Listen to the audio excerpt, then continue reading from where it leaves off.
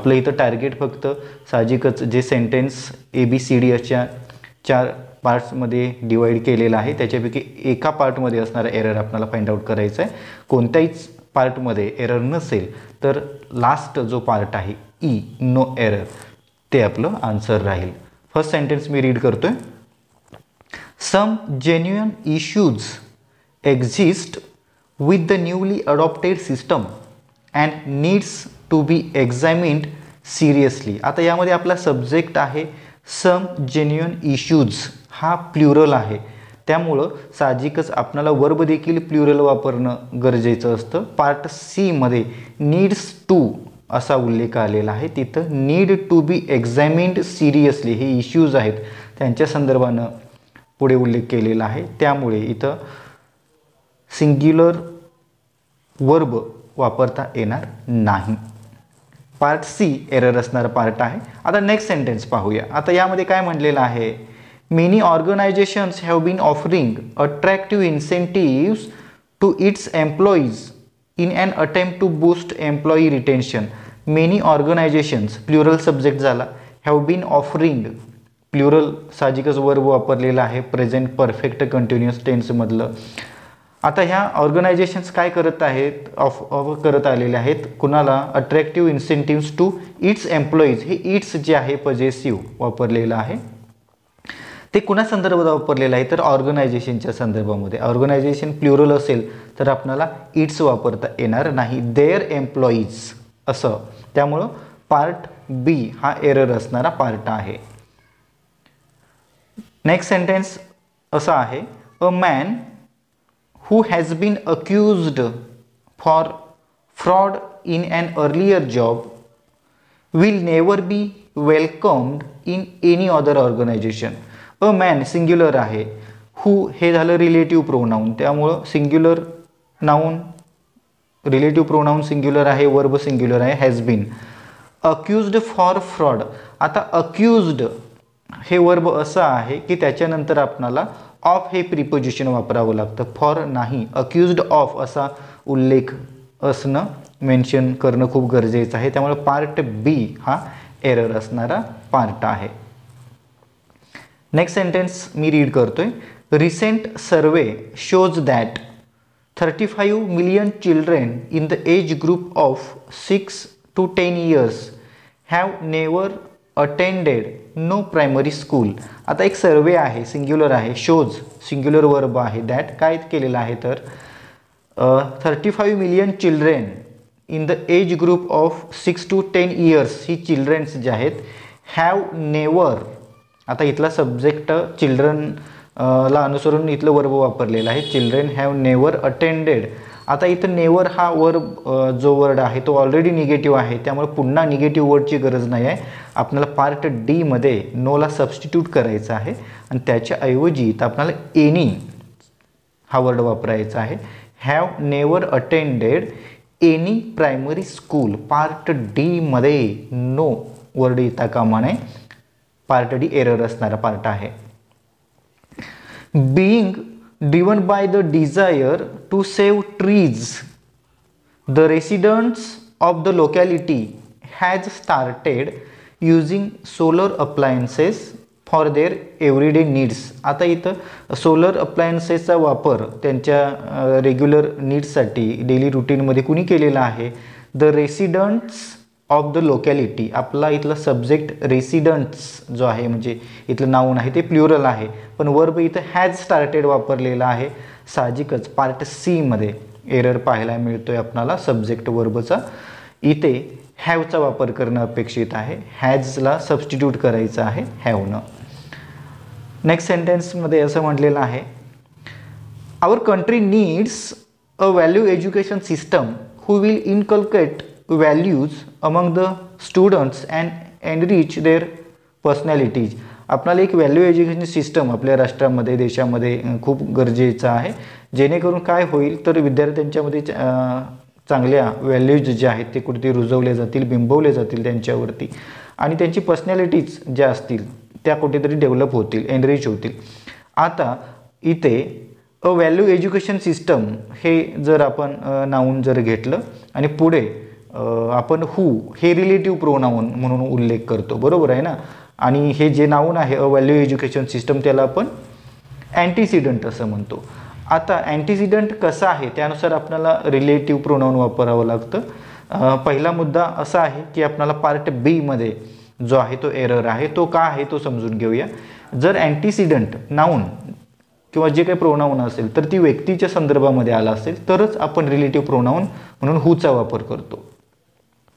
पण जर non living थिंगच्या बाबतीत ऑब्जेक्टच्या बाबतीत आपल्याला विचार करायचा झाला तर आपण विच हे रिलेटिव्ह प्रोनाऊन वापरतो. अ व्हॅल्यू एज्युकेशन सिस्टम हे काही लिव्हिंग थिंग किंवा क्रिएचर नाही आहे किंवा ह्युमन बिईंग नाही आहे, त्यामुळे आपण हू नाही वापरायचं, इथं विचचा वापर करायचा आहे. पार्ट बी मध्ये एरर आपल्याला पाहायला मिळतो.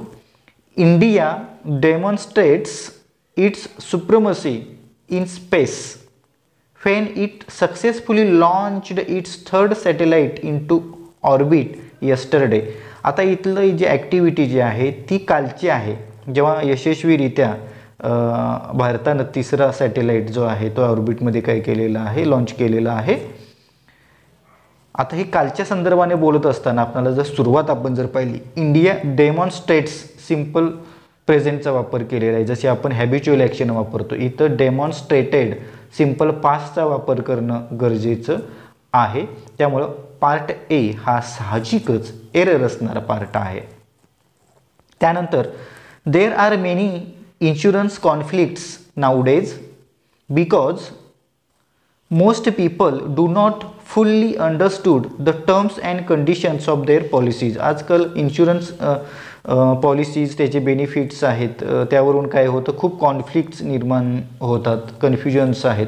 कारण याच्या पाठीमागचं काय आहे, कारण जास्तीत जास्त लोक त्या पॉलिसी ज्या असतील त्यांच्या टर्म्स आणि कंडिशन्सच्या संदर्भामध्ये कुठे ते अवेअर नसतात, त्यांची जाणीव नसते, ते समजून घेत नाहीत.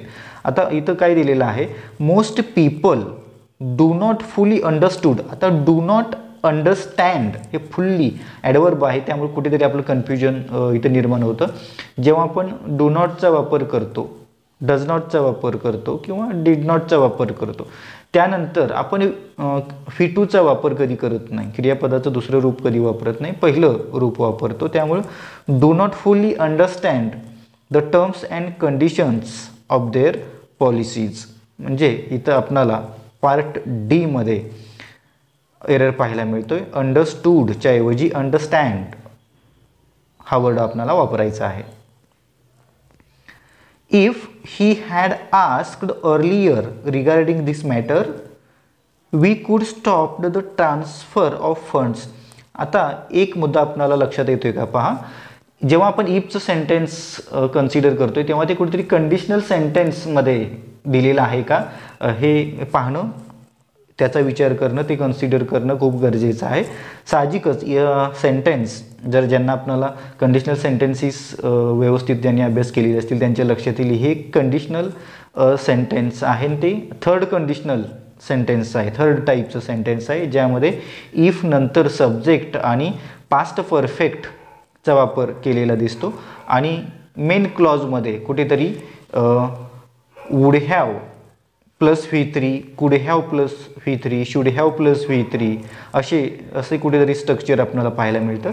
आता पहिला पार्ट तरी करेक्ट आहे, if he had asked past perfect वापरलेला आहे, पण मेन क्लॉजमध्ये पुढे वी कुड स्टॉप्ड, साहजिकच पहिला भाग असा आहे ऑक्झिलरी जेव्हा कोणतीही आपण वापरतो कॅन, कुड, मे, माईट, मस्ट, शूड जे काय असेल ती, त्याच्यानंतर आपण क्रियापदाचं पहिलंच रूप वापरतो, V2 किंवा V3 वापरायचा प्रश्नच येत नाही, बरोबर आहे ना. त्यामुळे कुड स्टॉप्ड हा वापरच चुकलेला आहे. जेव्हा मॉडल ऑक्झिलरी नंतर बीचा वापर केला जातो, हॅवचा वापर केला जातो, अशा वेळेलाच आपल्याला V3चा वापर करता येतो. इथं आपल्याला कुड हॅव स्टॉप्ड अशा पद्धतीचं कन्स्ट्रक्शन हे अपेक्षित आहे. त्यामुळे पार्ट सी मध्ये वी कुड स्टॉप्ड हे जे काय रॉंग कन्स्ट्रक्शन दिलेलं आहे सेंटेन्सचं ते साहजिकच आपल्याला लक्षात येतं. त्यामुळं पार्ट सी हा एरर असणारा पार्ट आहे. आपल्याला इम्प्रूव्हमेंट करायची असेल तर कुड हॅव स्टॉप्ड अशा पद्धतीने करावी लागेल. त्यानंतर the chairman of all large public sector banks visited senior RBI officials to give their suggestions about implement the new policy. आता chairman of all large public sector banks, ठीक आहे, चेअरमॅन प्लुरल सब्जेक्ट आहे, visited simple पास्टमध्ये दिलेला आहे. कुणाला तर senior RBI officials. कशासाठी विजिट दिलेलं आहे? टू गिव्ह देअर सजेशन्स, म्हणजे चेअरमॅन आहेत प्लुरल आहे त्यांची सजेशन देण्यासाठी. कशाविषयी? अबाउट, हे झालं साहजिकच प्रिपोजिशन. त्यानंतर वर्ब वापरलं आहे इम्प्लिमेंट द न्यू पॉलिसी, नाही अबाउट इम्प्लिमेंटिंग. इथं ही प्लस ING चा वापर करणं गरजेचं आहे. About implementing the new policy. त्यामुळे पार्ट D जो आहे तो एरर असणारा पार्ट आहे. पुढे लास्ट सेंटेन्स आपण पाहतोय. We are yet to start offering this facility to our customers as we are awaiting approval from the management board for 6 days. आता इथं स्पीकर जे आहेत ते प्लुरल, म्हणजे वी आर अजून आम्ही काय केलेलं नाही, स्टार्ट केलेली नाही आहे अजून, ती स्टार्ट करायची आहे, फॅसिलिटी ऑफर करायची आहे आमच्या कस्टमर्सना. कारण काय केलं आहे, वी आर अवेटिंग, इथं प्रेझेंट कंटिन्युअस वापरलेलं आहे. आम्ही वाट पाहत आहोत म्हटलेलं आहे. कशाची? Approval from the management board for 6 days. पण प्रेझेंट कंटिन्युअसमध्ये आपल्याला पास्टमध्ये जाता येत नाही. जेव्हा असा पॉईंट ऑफ टाईम पास्टमधला असतो किंवा पिरियड ऑफ टाईम असतो, अशा वेळेला आपणाला कुठेतरी परफेक्ट किंवा परफेक्ट कंटिन्युअस टेन्स वापरावा लागतो. त्यामुळे इथं आपल्याला पार्ट C मध्ये एरर पाहायला मिळतो. We have been awaiting approval from the management board for 6 days. आम्ही 6 दिवस झाले काय करत आहोत, वेट करत आलेलो आहोत. ते एकदा कंप्लीट झाली ती प्रोसिजर, अप्रुव्हल मिळालं की आम्ही ही फॅसिलिटी काय करणार आहे, कस्टमर्सना अवेलेबल करून देणार आहे. मग अशा पद्धतीनं इथं पार्ट C मध्ये आपल्याला एरर पाहायला मिळतो. Thank you very much for watching this video.